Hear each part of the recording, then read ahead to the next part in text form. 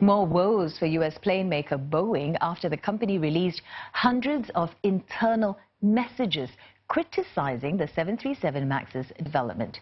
That's the same aircraft model that has been grounded since March following 2 fatal crashes which killed 346 people.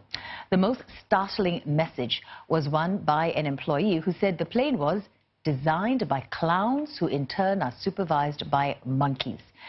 Messages also show efforts to avoid regulatory scrutiny, with employees mocking the plane, Boeing and the U.S. Federal Aviation Administration.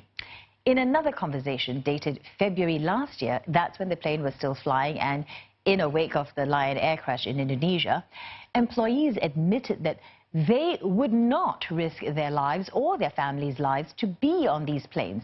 The disclosure is a huge blow for Boeing, which is trying to deal with claims about an issue with the 737 MAX's anti-stall system.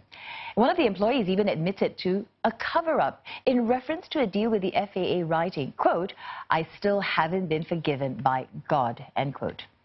Communications also showed attempts to not make simulator training compulsory for the 737 MAX because of its expensive and time-consuming process. Boeing had previously tried to avoid that, but made a U-turn just days ago, recommending pilots to undergo simulator training before flying the plane again. Now, as for Boeing, they said the messages, quote, "do not reflect the company we are and need to be, and they are completely unacceptable." The disclosure was an effort by Boeing to be transparent with the FAA at the order of U.S. lawmakers.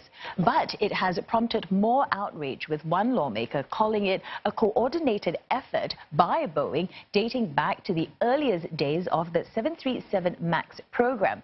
And this puts more pressure on the now Boeing chief, David Calhoun, to overhaul the company's culture when he takes over on Monday.